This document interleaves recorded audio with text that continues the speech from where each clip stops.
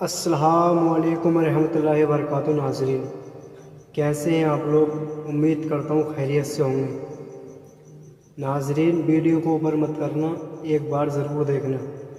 मुफ्ती साहब क्या फरमा रहे हैं? उम्र बढ़ती जाएगी, मोहब्बत बढ़ती चली जाएगी। तीनों बात, एक बात कुरान का चैप्टर, एक हदीस माँ बहन के लिए कि कौन सी औरत कहाँ जाएगी। हदीस माया है अल मरअतु इज़ा सल्लत खम्सहा व सामत शहरहा व ताअत बालहा व हसनत फरजहा। उसके बाद जो हुजूर ने कहा है वो दिल खोल के सुनिए, मेरी माँ बहन बेटियां सुन लें। हुजूर ने कहा औरत सिर्फ 4 काम कर ले, फल तदखुल मिन अय्य अब्वाबि जन्नति शात। जन्नत के 8 दरवाजे हैं, एक दरवाजे से बाबे रैयान जिससे रोजेदार दाखिल होगा। ये खास दरवाजा है रोजेदारों के लिए, इज्जत के साथ जन्नत में दाखिल किया जाएगा। लेकिन 4 काम अगर औरत कर ले तो इस हदीस में आया है जन्नत के 8 दरवाजों में से जिससे चाहे वो जन्नत में दाखिल हो जाएगा। बेशक बेशक, जिससे चाहे वो जन्नत में दाखिल हो जाए। जिम्मेदारी 4 है, छोटी सी। इनाम कितना है? अय्ये अब्वाबिल जन्नति शात। जन्नत के जिस दरवाजे से चाहे वो जन्नत में दाखिल हो जाए। वो 4 बातें क्या हैं मैं जरा ठहर के बताता हूँ। पहले कुरान पाक का ये चैप्टर आपके सामने रखता हूँ, यकीन हो जाए कि मेरा खुदा मुझको जिंदा करके मुझसे हिसाब लेगा। ऐसा नहीं कि दुनिया ऐसे ही चल रही है, दुनिया ऐसे नहीं चलती है। दुनिया एक नियम से चलती है। दुनिया में मौसम हमेशा नॉर्मल रहता है। रात के बाद दिन आता है, दिन के बाद रात आती है, सर्दी के बाद गर्मी है, गर्मी के बाद बरसात है। यह सब सिस्टम से चल रहा है। अल्लाह ताला 10 साल आंधी नहीं भेजता है, पर एक बार जबरदस्त हवा चला के झंझोड़ देता है बंदों को। अल्लाह जमीन में जलजला डेली नहीं भेजता है, 2-4-10 साल तक नो जलजला, मगर एक दिन 1 मिनट का जलजला बड़े बड़े शहरों को उजाड़ के रख देता है। अल्लाह हमेशा कोरोना नहीं भेजता है। 10-20-50 साल के बाद जब जमीन पाप से भर जाती है, जब लोग सोचते हैं कोई खुदा नहीं है, मैं जैसे चाहूं जियूं, अल्लाह ताला उसका गुरूर तोड़ने, घमंड तोड़ने के लिए उसको छोटा सा कीड़ा भेजता है। जो कीड़ा घर को जेल बना देता है, जो कीड़ा शहरों को उजाड़ देता है, जो कीड़ा हवास पाख्ता कर देता है, जो कीड़ा सारे रिश्तेदारों से दूरियां बना देता है। तो अल्लाह ताला मगरूरों को सजा देने के लिए, घमंडी को सजा देने के लिए, जिनको औलाद पे घमंड था, जमींदारी पे घमंड था, अपने मुल्क पे घमंड था, अपनी जवानी पे घमंड था, अपने नॉलेज पे घमंड था, अपनी नौकरी पे घमंड था, अपनी 2-4 ईंट वाले घर पे घमंड था, इन मगरूरों को सजा देने के लिए अल्लाह छोटा सा कीड़ा भेजता है। जैसे अल्लाह ने नमरूद को बादशाह बनाया था, नमरूद मजदूर का बच्चा था, उसको तो सजदा करना चाहिए, इब्राहिम अलैहिस्सलाम का पांव धो के पीना चाहिए कि आपके रब ने मुझको बादशाहत दे दी, मैं गरीब का बच्चा था, मैं पूरे इराक नहीं पूरी दुनिया का मैं बादशाह बन गया, उसको तो सजदा करना चाहते। ए अल्लाह, मैं मजदूर गरीब का बच्चा, तूने मुझको पूरी दुनिया का हाकिम बादशाह बना दिया, उसको तो सजदा करने से फुर्सत नहीं मिलनी चाहिए। लेकिन नहीं, मालदारी गुरूर लेके आती है। मालदारी सबसे पहले दिमाग बदलती है, मालदारी उस दिमाग बदलने के बाद शहवत लाती है। यानी मालदार लोग जब तक ज़िना न करें वो कोई मालदार है, मालदार जब तक शराब न पिए वो कोई मालदार है। अगर वो ज़िना शराब से बच भी जाए, घमंड से बच नहीं पाएंगे। जो मैं खाता हूँ कौन खाता होगा, जो मैं मकान बनाया हूँ कौन बनाया होगा, जो मैं गाड़ी खरीदता हूँ कौन खरीदा होगा। अल्लाह ताला ने नमरूद के दिमाग में जब कीड़ा काटा कि मैं खुदा हूँ, मैं पूरी दुनिया को चलाता हूँ, अल्लाह ने छोटा सा मच्छर भेज दिया। अचानक नहीं भेजा कि आज नमाज नहीं पढ़े तो जमीन में धंसा दे, ये रोजा का महीना आ रहा है, जो रोजा नहीं रखेगा आसमान से पत्थर गिर जाएगा। ये सिस्टम अल्लाह का नहीं है। अल्लाह के यहाँ 1 साल 1 सेकंड है, 50 साल 5 मिनट है। इसीलिए बहुत सारे लोग सूद खाते हैं, 50 साल से कुछ नहीं होता है। बहुत सारे लोग नमाज छोड़ते हैं, 15 साल में नमाज फर्ज हुई थी, अभी 50 साल उम्र हो गई, 35 साल से नमाज छोड़ रहा है, आज कुछ नहीं होता।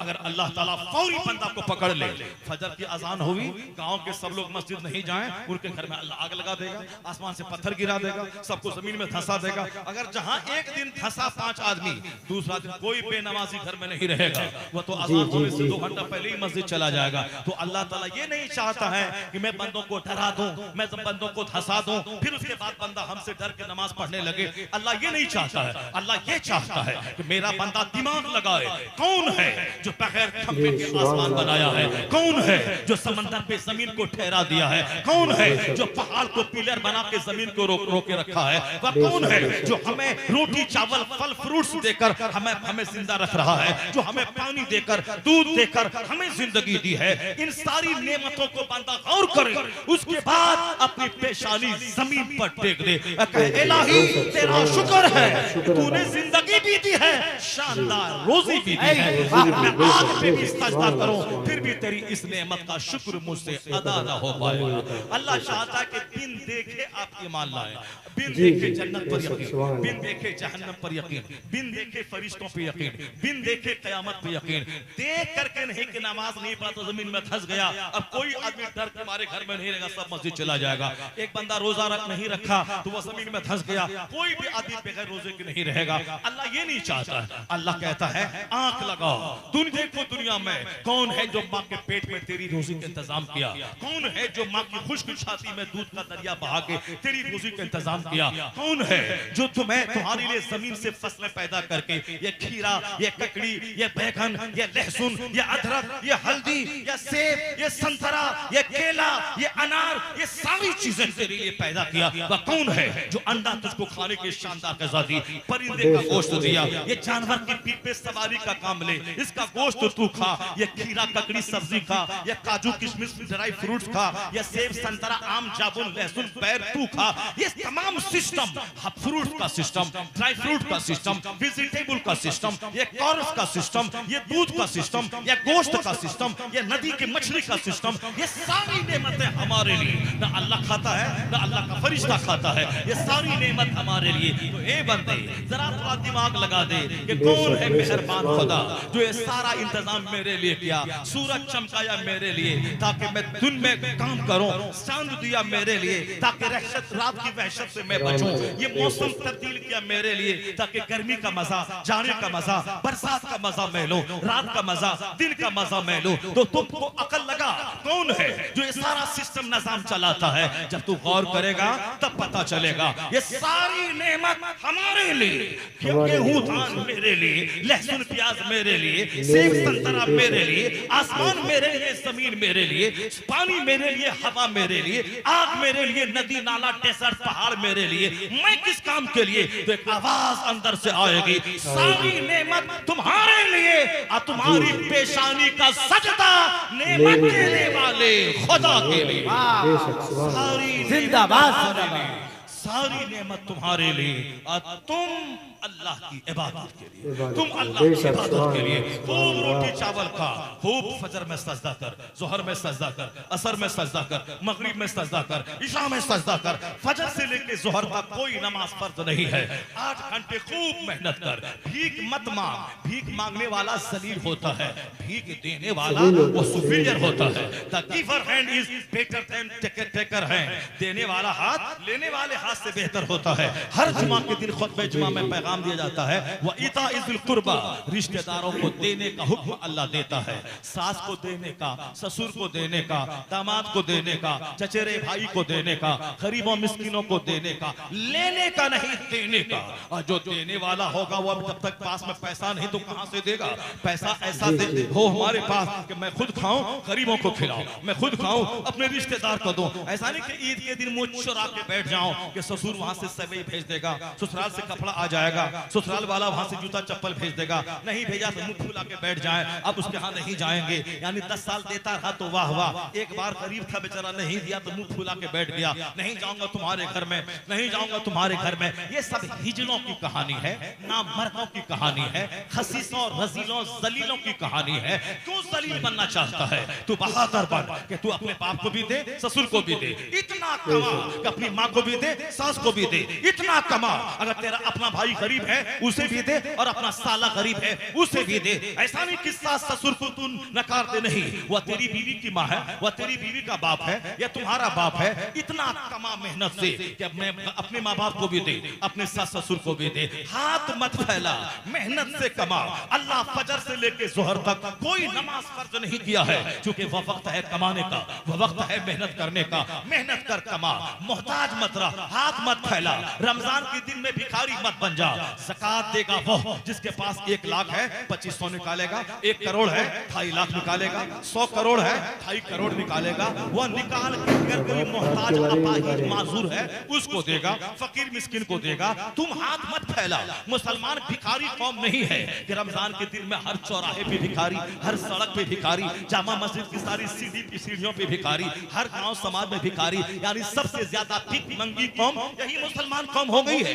जो ज़कात का सिस्टम यहाँ, फित्रे का सिस्टम यहाँ, शर्म कुर्बानी का सिस्टम यहाँ, सदका तो खैरात का सिस्टम यहाँ, जमीन से फसल पैदा हो उश्र का सिस्टम यहाँ, यानी क्या कहा, वआतू हक़्क़हू यौम हसादी, खेती कटने के दिन उसका हक निकाल दे, हक निकाल के मोहताज तक पहुंचा दे, फित्रा निकाल के मोहताज तक पहुंचा दे, ज़कात निकाल के मोहताज तक पहुंचा दे। मोहताज दरवाजे पे नहीं आएगा, वो उनकी खैरत नफ्स फना ना होगी, वो इज्जत नफ्स से खिलवाड़ नहीं करेगा, वो जलील और रुस्वा होकर अपना चेहरा काला करके तेरे सामने बेगैरत बन के हाथ नहीं फैलाएगा।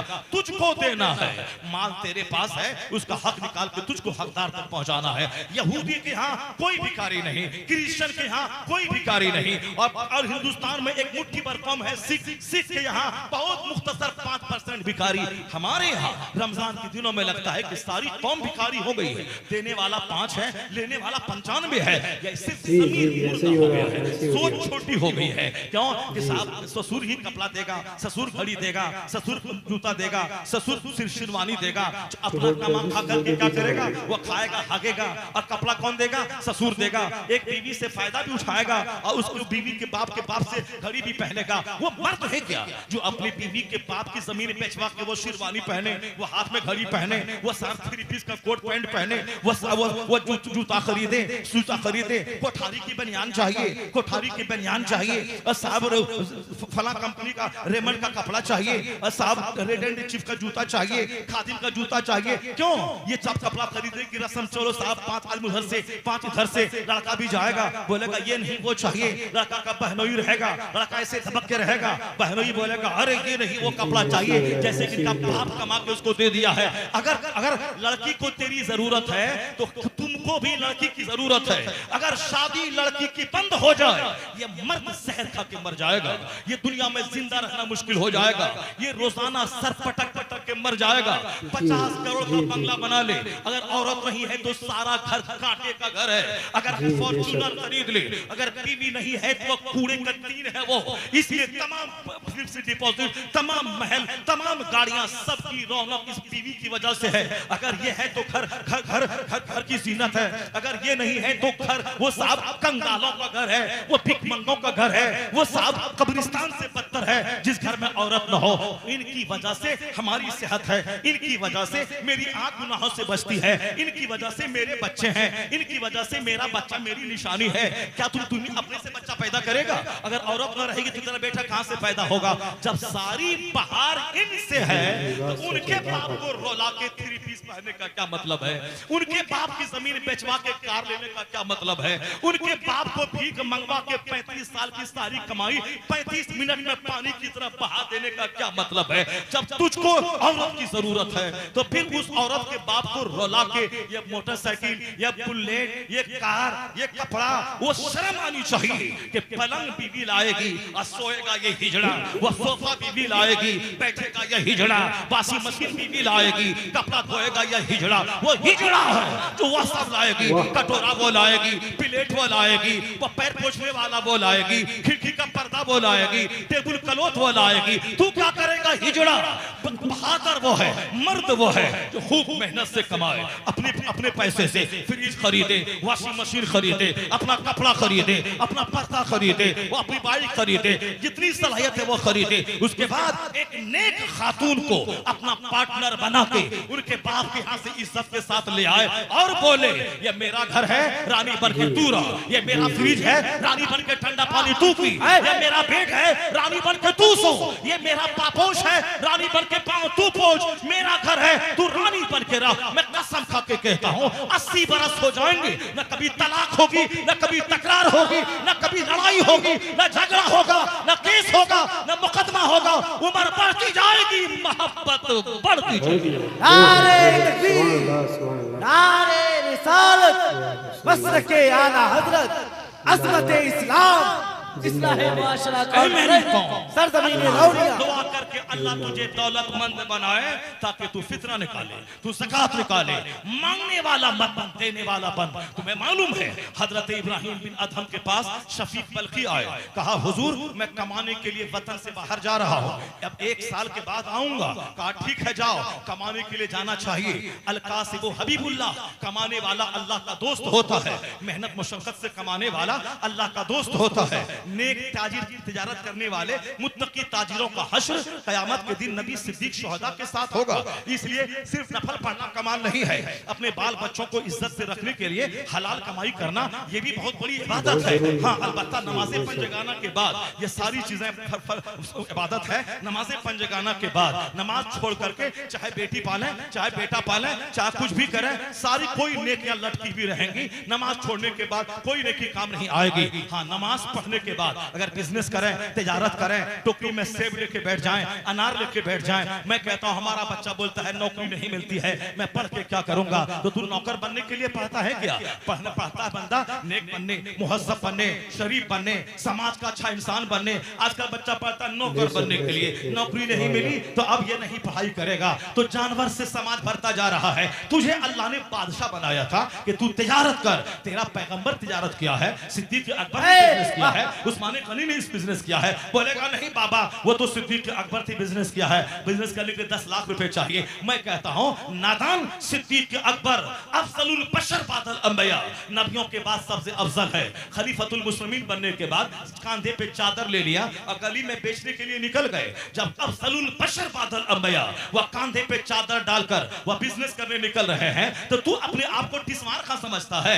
अगर 10 साल मदरसे में पढ़ लिया तो क्या हो गया? क्या सोचता है तुम? सिद्दीक अकबर तो तिजारत करने कपड़ा कांधे पे लेके चले जाए। उस्मान गनी मक्का में करोड़ों की दौलत छोड़ के मदीना आ गए, मदीने में पनीर लेके बैठ गए, मदीने में दूध लेके बैठ गए, करोड़ों की जायदाद अल्लाह के लिए छोड़ी थी तो अल्लाह ने इस छोटे से बिजनेस में बरकत दे दी। उससे ज्यादा दौलत है मदीने में अल्लाह ने उस्मान को अता फरमा दिया। अल्लाह से सौदा करके तो देख, तो कौन 10 लाख रुपए लेके बैठेगा? 10,000 की सेब लेके बैठ जा, 10,000 का कपड़ा लेके बैठ जा, 10,000 की सब्जी लेके बैठ जा। अल्लाह चाहेगा उस्मान गनी का सदका मिलेगा। ये 10,000 लेके आज बैठा है, कल 10 करोड़ वाला हो जाएगा, 10 अरब वाला हो जाएगा। जब हिंदुस्तान में मुकेश अंबानी का बाप धीरू भाई अंबानी अमेरिका में मजदूरी करने गया था, आज उसका बेटा दुनिया का 10 टॉप मालदारों की सूची में एक नाम उसका है। हिंदुस्तान के 150 करोड़ लोगों में सबसे बड़ा नाम मुकेश अंबानी का है। उनका बाप मजदूरी करता था, उनका बाप बोलता मैं मजदूरी कर रहा हूं, मैं कैसे अरबपति बन जाऊंगा? गवर्नमेंट से मैं ले लेता हूं लोन 50 खरब रुपया, उसके बाद बिजनेस करूंगा और बिजनेस नहीं चला तो जहर खा के मर जाऊंगा। कर्ज लेके बिजनेस मत कर, बल्कि हलाल तरीके से कर। मजदूरी 10,000 लेके बैठ जा, 500 रुपए का आम लेके बैठ जा, फिर अल्लाह पर भरोसा कर, अल्लाह तुम्हें अरबपति बना देगा, करोड़पति बना देगा। नौकर क्यों बनना चाहता है? वअदल्लाहु लज़ीना आमनू व अमिलुस सालिहात मिनहुम लयस्तखलिफन्नहुम फिल अर्द। अल्लाह ने वादा किया है जो ईमान लाएगा, नेक बनेगा, अल्लाह उसे इस जमीन का बादशाह बना देगा, इस जमीन का खलीफा बना देगा। तो तू बादशाह बनने आया है, नौकर बनना चाहता है, 10 लाख ले लीजिए नौकरी दे दीजिए, 20 लाख ले लीजिए नौकरी दे दीजिए, 40 लाख ले लीजिए नौकरी ले लीजिए। ये रिश्वतखोरी का काम क्यों करता है? यह रिश्वत देना हराम, पहले ही दिन हराम से दूसरे माश का इंतजाम क्यों कर रहा है? अल्लाह पर यकीन नहीं है इसलिए मारे मारे फिर रहा है। वमन यतवक्कल अल्लाह फहुव हस्बु। गौसे पाक के पास 4 बीवियां थी, 49 औलाद थी। पूछ उनसे कैसे आपने 4 बीवी को पाला, न लड़ाई न झगड़ा, 49 औलाद को पाला?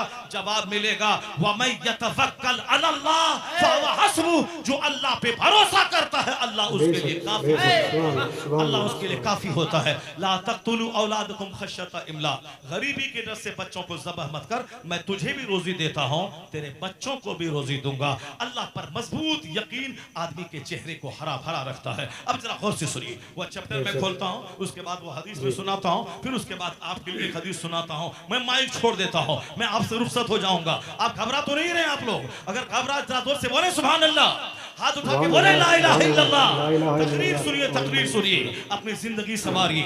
अल्लाह ने सारी चीजें आपके लिए पैदा की हैं, आपको अल्लाह की इबादत के लिए पैदा किया है। आपका जो काम है वो काम बेशक, कीजिए, बेशक, अल्लाह का जो बेशक। काम है वो अल्लाह कर रहा है। हुकूमत दुनिया चलाना अल्लाह का काम, हुकूमत देना अल्लाह का काम, हुकूमत छीनना अल्लाह का काम, दुनिया चलाना अल्लाह का काम, मौसम बदलना अल्लाह का काम, नमरूद को मामूली मच्छर से तबाह बर्बाद करना अल्लाह का काम, वो अल्लाह का काम है। दुनिया चलाना अल्लाह का काम है। आप दुनिया का टेंशन मत मोल लीजिए, कल मर जाइएगा, कब्र में जाइएगा। ज्यादा अखबार मत पढ़िए, ज्यादा न्यूज मत पढ़िए, ज्यादा न्यूज चालक मत बनिए, ज्यादा मोबाइल चालक मत बनिए। आप नमाज पाबंदी से पढ़िए। माह रमजान आने वाला है, एक एक मिनट को कीमती समझिए। साल भर में रमजान में काम काज कम कर दीजिए, बात को बोलना कम कर दीजिए। ज्यादा टाइम दरूद में लगाइए, ज्यादा टाइम कलमा शरीफ पढ़ने में लगाइए, ज्यादा टाइम कुरान की तिलावत में लगाइए। रिश्तेदारों से मिलना छोड़ दीजिए। अल्लाह ताला आपको दौलत दे तो आप अपने घर में इफ्तार पार्टी अपने दो चार गरीबों को दीजिए। वो नेता को मत बुलाइए, झूठा को मत बुलाइए,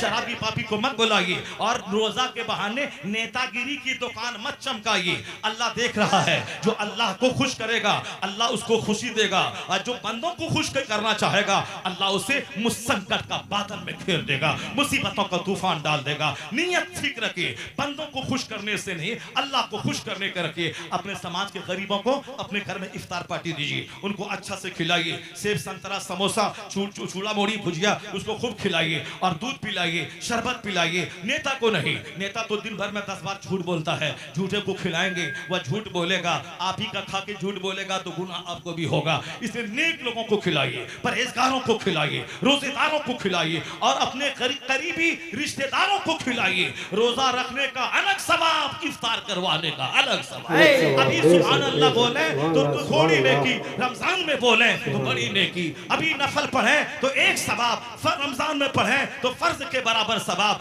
रमजान में फर्ज अदा करें 70 फर्ज के बराबर सवाब मिले। रमजान का महीना बख्शिश का पैगाम लेके आ रहा है, गुनाहों का दाग झाड़ने आ रहा है, अपने आप को नेक परहेजगार सेहतमंद बनाने आ रहा है। आज रामदेव बोलता है रोजा रख के सेहतमंद हो जाएगा। जापान का गोल्ड मेडलिस्ट बोलता है रोजा रख के सेहतमंद हो जाएगा। हॉलैंड का पादरी बोलता है observe fast you will be healthy. America का वैज्ञानिक बोलता है observe fast you will be healthy. Hindustan का वैज्ञानिक बोलता है उपवास कीजिए हेल्दी बन जाइएगा।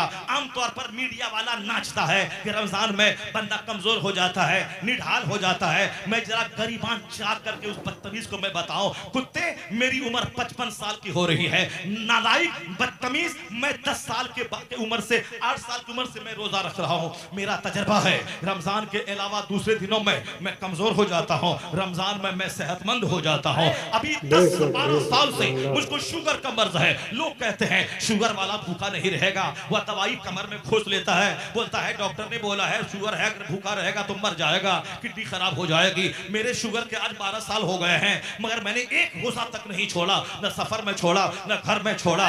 शुरू के दिनों में 2-4 दिन थोड़ी सी परेशानी होती है, और 5 रोजा के बाद फिर एनर्जी मिल जाती है, पहले से सेहतमंद हो जाता हूं। मैं बचपन से मेरा तजर्बा है। मेरा बेटा 10 साल का, वह 3 साल से 300 रोजे रख रहा है। मेरा बेटा इस बार 10 साल का एक है, एक 12 का, एक 14 साल का। 14 साल वाला 3 साल से 300 रोजे रख रहा है। 12 साल वाला पिछले साल सारा रोजा रखा। इस बार मैं मदीना शरीफ नहीं जा रहा हूं ताकि मैं तीनों बच्चों को अपने साथ में रोजा रखवाऊं। साल भर तो बाहर रहता हूं, वह 10 साल को भी 300 रोजा इंशाल्लाह अल्लाह ने चाहा। रोजा फर्ज नहीं है, मगर अभी से मैं उसकी आदत दिलाऊंगा। मेरे बाप ने हम पर रोजा फर्ज हुआ था 15 साल में, मगर मैं 8 साल से रोजा रख रहा था। मेरे वालिद ने रोका था, मैं भूख के मारे जमीन पर लेटता था तो असर की नमाज के बाद। अम्मी कहती थी छोड़ दीजिए इनको, इस पर जब रोजा फर्ज नहीं है क्यों आप ऐसा कर रहे हैं। अब्बा कहता था नहीं छोड़ दो, बस 1 घंटा का सवाल है, 1 घंटा के बाद 1 घंटा का सवाल है, बस हो गया। अब सूरज डूबने वाला है, देखो 6:10 होने वाला है। यानी वो दिलासा देते थे। अम्मी कहती थी ये मर जाएगा, अब्बा कहते थे नहीं मरेगा, रोजा रख रहा है, अल्लाह की बात मान रहा है, नहीं मरेगा। अगर मौत लिखी रहेगी मर गया तो शानदार मौत मर जाएगा, हालत रोजा में मर जाएगा। इसलिए हर माँ बाप को ये ख्याल रखना चाहिए। मैं 55 साल की उम्र हूँ, मेरा तजर्बा है, रमजान में सेहत मिल जाती है। वो झूठा है जो कहता है कि रमजान में सेहत गिर जाती है, और आज साइंस ने साबित कर दिया। जापान का gold medallist observe fast you will be healthy. Ramdev observe fast you will be healthy. America का वैज्ञानिक observe fast you will be healthy. Hindustan का doctor observe fast you will be healthy. क्या मतलब? रोजा रखिए हेल्दी हो जाएगा। ये सारे सारे लोग आज कह रहे हैं मेरा पैगंबर 1400 साल पहले का। सुनो तसाहु, रोजा रखो सेहतमंद हो जाओगे, रोजा रखो सेहतमंद हो जाओगे, सेहतमंद यहाँ हो जाओगे और जन्नत में बाबे रैयान वहां तेरे लिए खुल जाएगा। रोजेदार के मुंह की बदबू कस्तूरी से ज्यादा खुशबूदार अल्लाह के नजदीक है। तो तजर्बा है, इसलिए अब मेरा पैगंबर कौन हुआ? कोई साइंसदान बड़ा नहीं, स्कॉलर बड़ा नहीं, फिलोसोफर बड़ा नहीं, अदीब बड़ा नहीं, कोई बड़ा नहीं, सबसे आला व औला हमारा नबी, सबसे आला व बाला हमारा नबी, सारे ऊंचों में ऊंचा, समझिए जिसे है उस ऊंचे से ऊंचा हमारा नबी। सबसे बड़े तबीब, सबसे बड़े मोहसिन, सबसे बड़े पैगंबर हमारे नबी हैं। इस नबी की बात सबसे ज्यादा मजबूत, नबी की बात सबसे ज्यादा पुख्ता, नबी की बात सबसे ज्यादा स्ट्रॉन्ग, नबी की बात पर यकीन कर अल्लाह इज्जत देगा, चेहरे पे नूर देगा, बदन में हरियाली देगा, औलाद में फरमाबरदारी देगा, बीवी को बगावत से बचाएगा, पड़ोसी के दिल में तेरी मोहब्बत डाल देगा, गैर मुस्लिमों के दिल में तेरी हैबत डाल देगा। और जब यह सब कुछ हो गया, हुकूमत यहाँ देगा, इज्जत यहाँ देगा, दौलत यहाँ देगा, सल्तनत यहाँ देगा, मुस्तफा की शफाअत से जन्नत वहाँ देगा। दोनों जहान की हरियाली तुझको हासिल करनी है। अब जरा गौर से सुन लीजिए, मरने के बाद जिंदा कैसे होंगे। सूरह बकरा का एक पैराग्राफ मुख्तसर में जिसको 5 घंटे में बयान कर सकता हूँ, 5 मिनट में मैं बयान करता हूँ। जरा गौर से सुनिएगा, जब भी सूरह बकरा आप सुनिएगा, अलिफ लाम मीम ज़ालिकल किताबु ला रैब फीह से अल्लाह काफिरीन तक, लास्ट तक सूरह बकरा 2.5 पारे में है और कुरान पाक की सबसे बड़ी सूरत है। उस सूरत का नाम है गाय यानी बकरा। उसका नाम क्यों है, कैसे पड़ा? एक पैराग्राफ है। बनी इस्राइल में एक बंदा था, बंदा वो लालची हरीस था, वो हरीस लालची था कि दूसरों का माल हलफ लें, इसका भी ले लें। एक आदमी मालदार था, उसका चचेरा भाई सोचता था इसको मार दूंगा, इसकी जायदाद पे कब्जा कर लूंगा। जैसे आधी टेंडेंसी दुनिया में लोगों की है, या मर जाए तो दौलत पे मैं कब्जा कर लूं, या एक्सीडेंट कर जाए तो मैं इसके माल पे कब्जा कर लूं। उन्होंने क्या किया, वो अपने चचेरे मालदार भाई को कत्ल कर दिया, मार दिया, और दूसरे के दरवाजे पे जाके रात में डेड बॉडी रख दिया, और सुबह सवेरे ये जाके बोला ये मेरा चचेरा भाई है और ये घर वाला कत्ल किया है। यानी उल्टे चोर कोतवाल को डांट रहा है, कहता है कि यह मेरा चचेरा भाई है, ये इसके दरवाजे पर लाश मिली है, इसने मेरे भाई को कत्ल किया है, हमको किसास चाहिए, हमको किसास चाहिए, ये मेरे चचेरे भाई को कत्ल कर दिया। वो बोला कि नहीं मैंने कत्ल नहीं किया है, अगर तुम बोलता कत्ल किया तो फिर मैं अपने भाई भतीजों को बुलाता हूँ और लेता हूँ तलवार, फिर मैं लड़ाई करूंगा कि मैंने नहीं काटा है, झूठ बोल रहा है तुम, ये लाठी घुसोटा लिया। वो बोला नहीं ये मेरा चचेरा भाई की लाश तुम्हारे दरवाजे पर मिली है, तुमने कत्ल किया है। अब दोनों में जंग हो जाती, लड़ाई हो जाती। अब फैसला कौन करेगा? चलो मूसा अलैहिस्सलाम के पास। मूसा अलैहिस्सलाम के पास आए, कहा हुजूर ये मेरा चचेरा भाई को कत्ल कर दिया इसने, और ये कहता हमने नहीं किया है, लाश दरवाजे पर मिली है, तुम्हारा क्या कहना है? कहा हजरत मैंने कत्ल नहीं किया है, ये झूठ बोल रहा है, कौन कहा मारा, मेरे दरवाजे पे लाके रख दिया है, मैं नहीं किया हूं। जनाब मूसा अलैहिस्सलाम ने कहा ठहरो, अल्लाह का हुक्म आने दो। अल्लाह का हुक्म ये आया है कि तुम लोग गाय ज़बह करो, और गाय ज़बह करोगे उसका गोश्त लेके इस मुर्दा मकतूल पे मारेंगे, ये जिंदा होके बताएगा कि इसको कत्ल कौन किया है, इसको कत्ल कौन। बोलो तो से सुभान अल्लाह, बोलो बोलेगा ये जिंदा होके बोलेगा कातिल कौन है। ये तो बोला कि तो जिंदा होने वाली बात तो महाल है, लेकिन जब कह रहे हैं चलो हम यहाँ मिलाते हैं, वो घर वाला बोला हाँ ठीक है तलाश करें। अब अगर फौरन किसी गाय को ज़बह कर देता फौरी ये मसले का हल निकल आता, मगर वो पेचबाज करना शुरू किया। हुजूर गाय कैसी होगी, उसकी उम्र कितनी होगी, उसका बिरदौल कैसा होगा, उसकी रंगत कैसी होगी, ये सवाल करता गया और मुसीबत में फंसता चला गया। गाय ऐसी होगी जो न दूध देने वाली हो, न खेत काम में उसको लगाया गया हो, उसकी रंगत ऐसी हो। यानी इस कदर मुश्किल में पड़ा, बोला इंशाअल्लाह हम लोग हासिल कर लेंगे।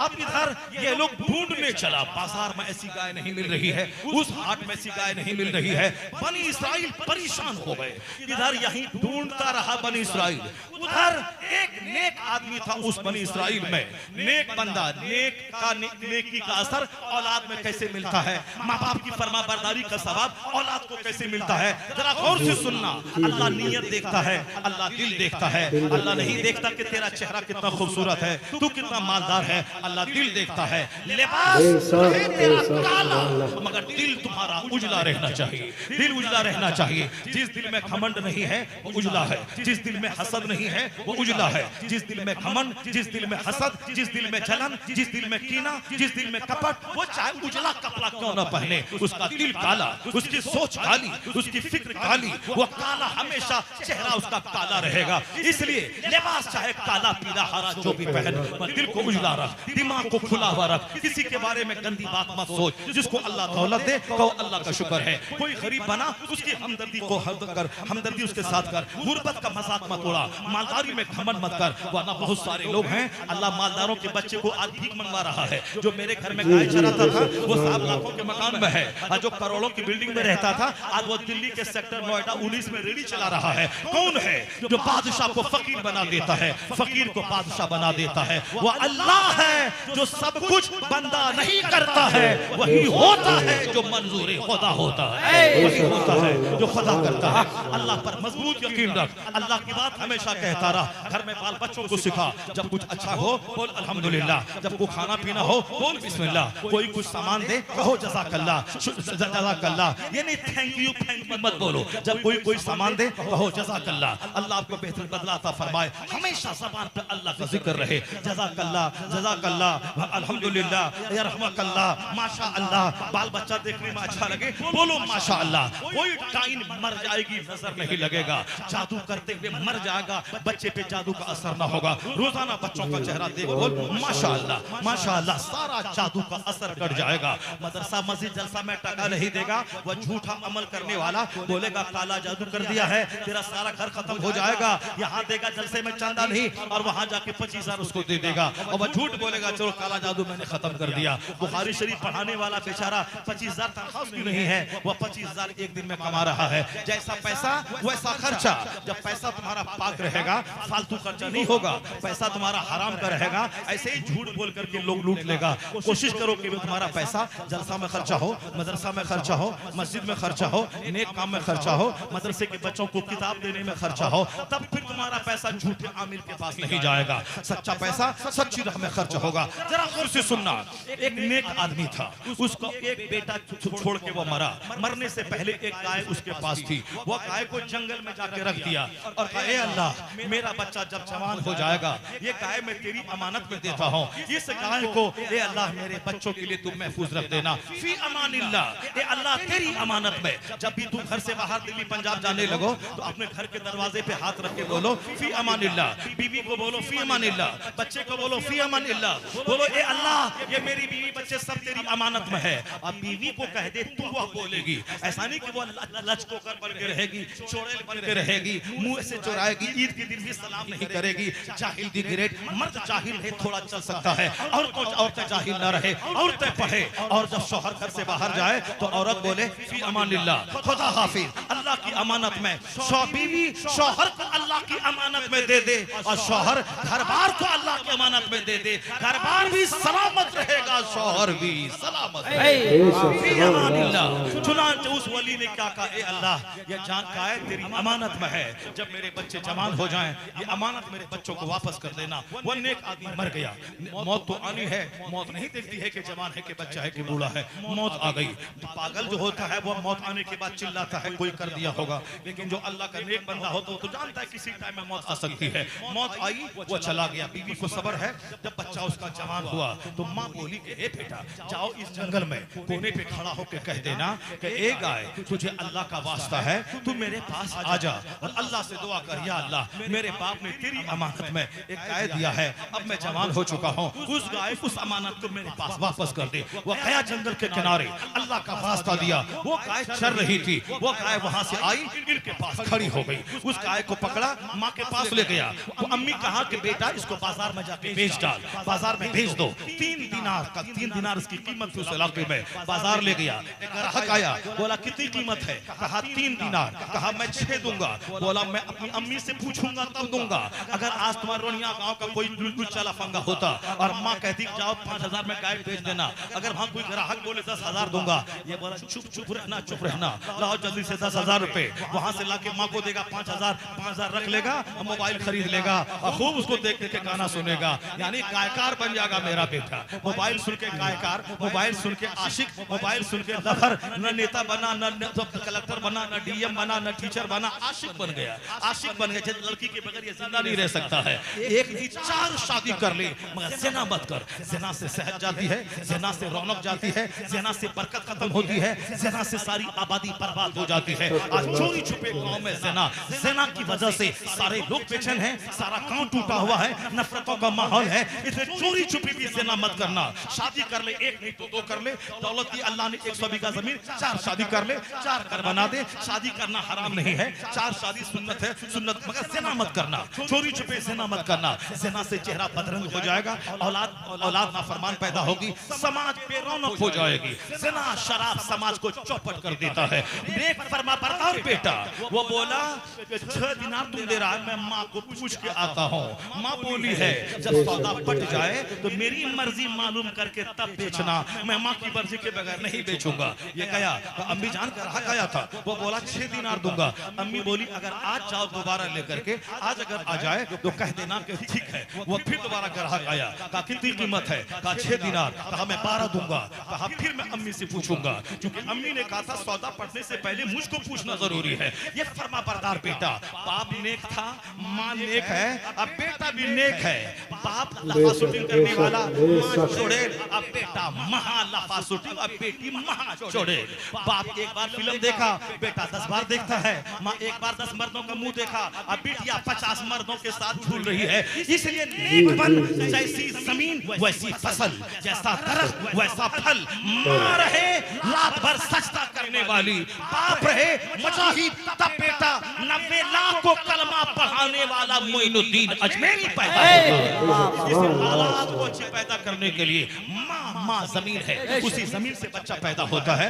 माँ को नेक चुनना, फिर मुंह मत देखना, दांत मत देखना, नाक मत देखना, कैरेक्टर देखना, किरदार देखना। जवान हुई थी 18 साल में, शादी हो रही 38 साल में या 20 साल, जो गाड़ी लेट चल रही है, गाड़ी कहाँ ठोकर खाई है, कहाँ गाड़ी में गाड़ी पंचर हुई है, कहाँ क्या हुआ है, उसको देखना। वरना सड़ी हुई माँ, सड़ा हुआ बच्चा। बाप नेक है, माँ नेक है, बच्चा कितना वफादार है। बोला 12 दिरहम दूंगा, कहा मैं माँ से पूछूंगा। फिर माँ के पास आया, माँ एक वली की बीवी थी, वह समझ गई ये इंसान नहीं, लगता है कोई फरिश्ता है। अब क्या हुआ, माँ बोली बेटा बाजार जाना, अगर ग्राहक अगर वही आ जाए, कह देना कि हुजूर आप ही बताइए इस गाय का मैं क्या करूं, आप ही बताइए इसकी कीमत कितनी होगी। फिर तीसरे दिन बाजार ले गया, वही ग्राहक आया। अब माँ ने कह दिया था जब आए तो कह देना। जब वो आया, कहा कितनी कीमत है, कहा आप खुद बताएं कि कितनी कीमत होगी इसकी। अब उसने कहा जाओ जाओ इसकी गाय को घर लेके जाओ, बाजार में नहीं बेचना। बनी इस्राइल के लोग गाय ढूंढते हुए आ रहे हैं, बनी इस्राइल के लोग गाय ढूंढते, वही जो मारा था, जो ने कहा था कि गाय ज़बह करना, बनी इस्राइल के लोग गाय ढूंढते हुए आ रहे हैं। उनको ये कह देना कि इस गाय की खाल में सोना भर देना, यही कीमत है, सोना भर देना यही कीमत है। चुनांचे गाय को लेकर घर आया। दूसरे दिन बनी इस्राइल के लोग ढूंढते ढूंढते ढूंढते उस रास्ते से गुजरे, गाय पर नजर पड़ी, बोला अरे यही गाय तो है, इसका रंग वैसा है जैसा मूसा अलैहिस्सलाम ने कहा है, इसकी उम्र सब कुछ सारा फिक्र वही है, बस मिल गया, गाय मिल गई, गाय मिल गई, गाय मिल गई। चुनांचे कहा कौन मालिक कौन है, वो नौजवान आया, कहा कितनी कीमत है, कहा इसकी कीमत है गाय की खाल में उतना गोल्ड भर दो इसको, यही कीमत है।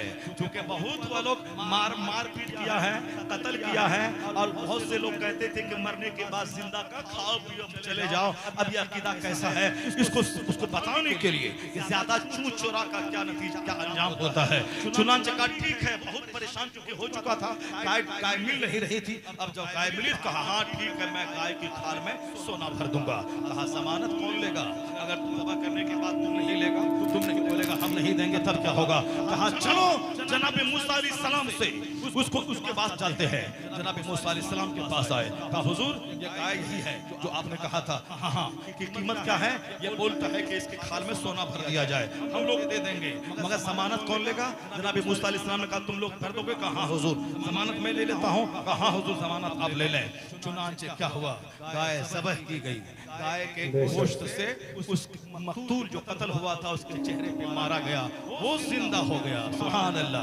वो जिंदा हुआ और बोला यही मेरा चचेरा भाई, यही जो बोलता है कि इसने कत्ल किया है, इसी ने मेरा कत्ल किया है, इसी ने मेरा कत्ल किया है, इसी ने मेरा कत्ल किया है। कातिल का पता चल गया, उन्होंने अपने कातिल का पता बताया, फिर उसके बाद वो मौत की आगोश में चले गए।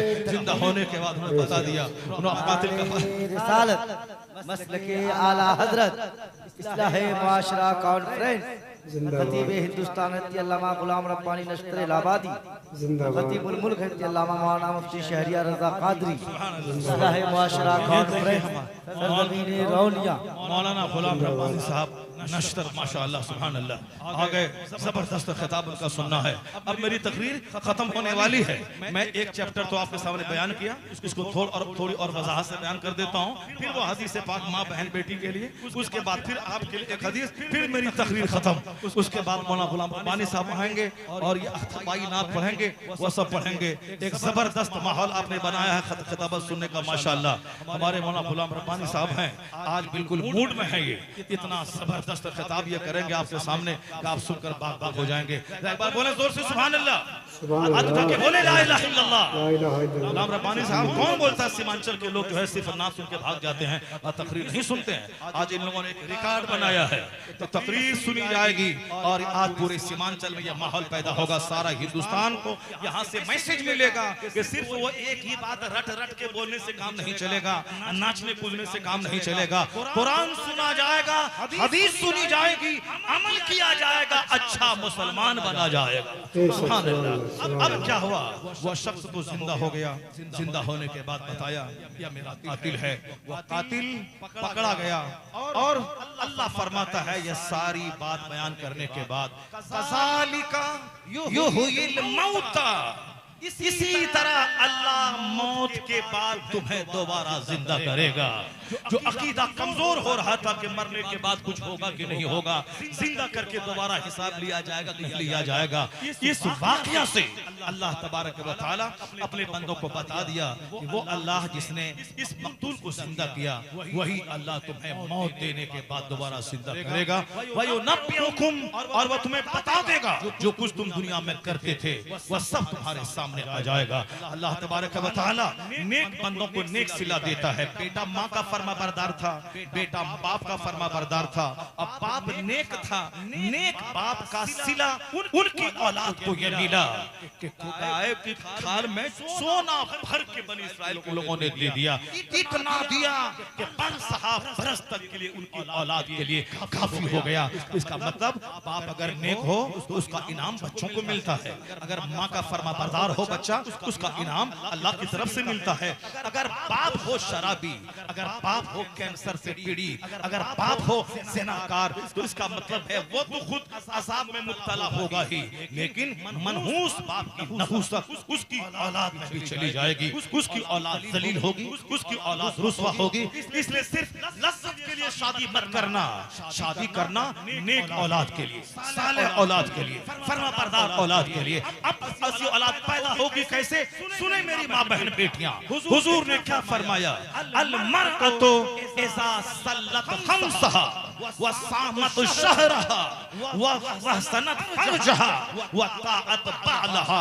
ये 4 काम औरत करे, सिर्फ इसको ना रोजी रोटी कमानी है, शौहर जिम्मेदार है, इनको काम सिर्फ करना है 5 वक्त नमाज पाबंदी से पढ़े, ये पाबंदी से पढ़े। इज़ा सल्लत खम्सहा, ये 5 वक्त पाबंदी से नमाज पढ़े। रात भर अल्लाह की गहरी नींद दिया 8 घंटे, अब 8 घंटे नींद की नेमत से फायदा उठाने के बाद दुकान मकान खेत खलियान, मर्द भी औरत भी, मर्द बाद में जाए, औरत हाथ में झाड़ू और बर्तन बाद में ले। सबसे पहले जिस रब ने 8 घंटे की नींद की दौलत दी, उठने के बाद सबसे पहले उस रब को सजदा करना है। ये नमाज फजर रात की नेमतों का शुक्राना है। फजर से जोहर तक 8 घंटे कोई काम नहीं, जोहर में नमाज पढ़ना है।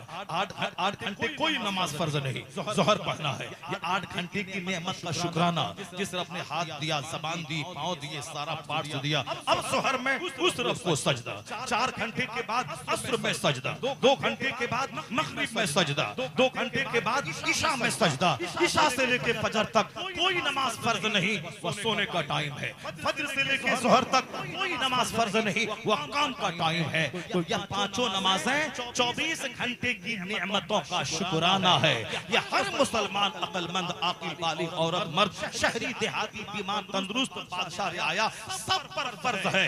ज़कात सब पर फर्ज नहीं जो साहिब माल है, हज सब पर फर्ज नहीं जो साहिब इस्तिताअत है, रोजा साल में एक महीना, मगर नमाज ये 24 घंटे जो अल्लाह की नेमतों से फायदा उठाते हैं उसी का शुक्राना है। औरत सिर्फ इतना करे, फजर में 4 रकात पढ़े, जोहर में फर्ज सुन्नत अदा करे, 12 रकात पढ़े, 10 रकात पढ़े, असर में 4 पढ़ ले, मगरिब में 7 पढ़े, इशा में 9 पढ़ ले, 4 रकात फर्ज, 2 रकात सुन्नत, 3 रकात वितर। अगर चाहे तो 4 रकात पहले वाली सुन्नत पढ़े, वह सुन्नत गैर मुअक्कदा, फिर चाहे 4 रकात नफल पढ़े तो सवाब, नहीं पढ़े तो कोई गुनाह नहीं। ये 5 नमाजें पाबंदी से पढ़े और कुछ न करे, 5 नमाजें पाबंदी से पढ़े।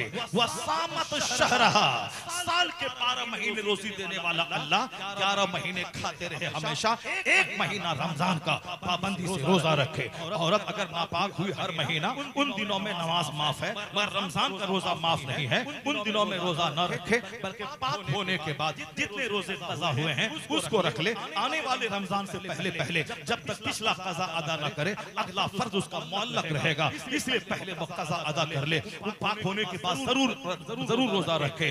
सामत शहरहा, 1 महीना रोजा रखे, 5 नमाज पढ़े, वह सनत फरजहा, ये अपनी शर्मगाह की हिफाजत करे, अपना बिस्तर गैर मर्द को न दे, गैर मर्दों से फोन से चकल बात न करे, ताक झांक न करे। शौहर को 2 लाख रुपए मेहर की रकम दिया है, तीनों टाइम खाना खिलाता है, तुझको कपड़ा देता है, इसलिए तेरी इज्जत शौहर की अमानत है।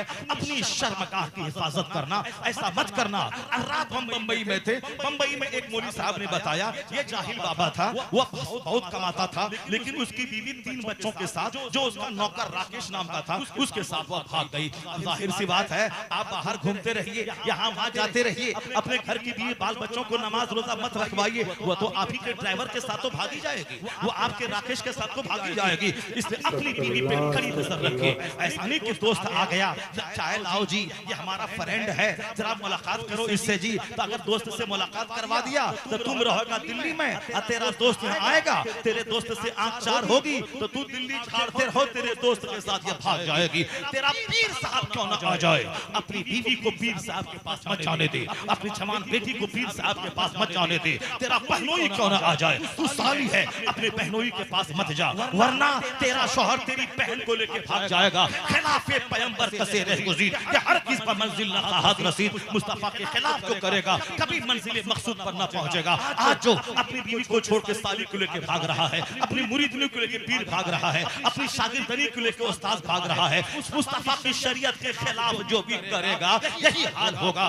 देवर से पर्दा फर्ज है, सन भाई से पर्दा फर्ज है, चचेरे ममेरे फुफेरे भाई से पर्दा फर्ज है। क्या कहा हुजूर ने, 5 वक्त की नमाज पढ़, रमजान का 1 महीने का रोजा रख, अपनी शर्मगाह की हिफाजत कर, अपने बिस्तर शर्मगाह की हिफाजत कर, गैर मर्दों से आंख मत मिला, शर्मगाह उसको मत दे। वताअत पालहा, अपने शौहर की बात मान। शौहर बोले काला पहाड़ वाइट कर, अगर अल्लाह के अलावा दूसरे को सजदा करना जायज होता तो हर औरत को हुक्म होता शौहर को सजदा करे। कितना बड़ा मकाम शौहर का है। ऐसा नहीं कि 50-50% है, एक बार मैं कपड़ा धोऊं, दोबारा तुम धोना, एक दिन मैं खाना बनाऊं, दूसरे दिन तुम धोना, एक दिन मैं तुम्हारा पाँव दबाऊं, दूसरे दिन तुम मेरा पाँव दबाना, ये नहीं चलेगा।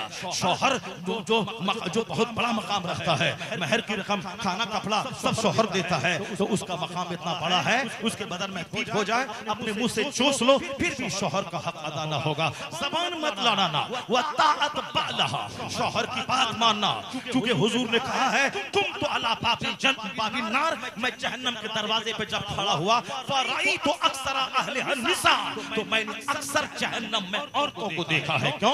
औरतें नमाज पढ़ने में सुस्ती करती हैं, शौहर की नाफरमानी करती हैं, लानत मलामत ज्यादा करती हैं, नाशुक्री ज्यादा करती हैं। 10 साल ईद में कपड़ा दो तो ठीक है, एक बार मत दो तो बोलेगी तुमने दिया ही कब है जो आज देगा। 10 साल की सारी नेमतों की नाशुक्री 1 मिनट में काट डालती है। इसलिए यह कड़ी सुरक्षा चाहिए, बाप सुरक्षा दे, भाई सुरक्षा दे, शौहर सुरक्षा दे, औलाद सुरक्षा दे, इसको कभी भी सुरक्षाहीन मत रखे। सुरक्षा के अंदर में यह रहेगी, वरना थोड़ी सी छूट मिलेगी बस दो चार मर्दों के साथ मुंह लगाना शुरू कर देगी। नमाज 5 वक्त की पढ़े, रमजान का रोजा रखे, अपनी इज्जत की हिफाजत करे और शौहर की बात माने, शौहर की बात की कटिंग मत करे। ये करो तो नहीं, वो करो तो नहीं, ऐसे करो तो नहीं, ऐसे करो तो नहीं, यानी सिर्फ कटिंग कटिंग कटिंग। मेरे मदरसे के मौलाना जवान आदमी शादी उसकी हुई, मैंने इस तरह की तकरीर की, कहा हजरत औरतें तो कटिंग मास्टर होती है, चाहे कितनी अच्छी बातें बोले सब बात का जवाब उसके पास होता है, वो कटिंग करने बड़ी माहिर होती है। मन समता नजा, जो खामोश रहा नजात पा गया। और शौहर के सामने खामोश रहा कर, उनकी बहन, उनकी बेटी, उनकी बहन, उनकी माँ की शिकायत मत कर, खामोश रह। उनके सामने तू अपना दिल बिछा दे, अपना हाथ बिछा दे, वह तुम्हारे पाँव के नीचे अपना दिल बिछा देगा। तू उसके लिए जमीन बन जा, वह तेरे लिए आसमान बन जाएगा। 4 काम कर, 5 वक्त नमाज, रमजान का रोजा, शौहर की इज्जत की हिफाजत, शौहर की बात मान, ये 4 बात कर। उसके बाद क्या करे? फलतदखुल मिन अय्यि अब्वाबिल जन्नति शात। मुस्तफा जन्नत के मालिक कहते हैं, जन्नत के जिस दरवाजे से चाहे औरत जन्नत में दाखिल हो जाए, जिस दरवाजे से चाहे जन्नत में दाखिल हो जाए, जिस दरवाजे से चाहे वो जन्नत में दाखिल हो जाए। एक हदीस तो रह गई आपके लिए, अब चलिए उसको रहने देते हैं, फिर अगले साल जैसा होगा रोनिया में होगा ना। हाँ, तो अगले साल जब हम आएंगे फिर आप हमको याद दिला दीजिएगा। एक हदीस पाक आपने छोड़ दिया था, फिर वहीं से मेरी गुफ्तगू का आगाज होगा। अल्लाह तबारक व तआला आपको हमको सबको नेक बनने की तौफीक अता फरमाए। नाज़रीन, वीडियो को शेयर कर देना, ज़्यादा से ज़्यादा शेयर करना वीडियो को, ताकि ये पैगाम दूसरों तक पहुंच जाए। हमारी माँ बहन बेटियों को अल्लाह इन 4 बातों पे मजबूती से अमल की तौफीक अता फरमाए। बेशक हम सबों को भी अपनी ज़बान, अपनी निगाह, अपनी शर्मगाह, अपने पेट, अपने कान, अपने हाथ, सारे आज़ाद की हिफाजत की तौफीक अता फरमाए। आमीन। व आखिर दावाना अनिल हम्दुलिल्लाहि रब्बिल आलमीन। अस्सलामु अलैकुम व रहमतुल्लाह।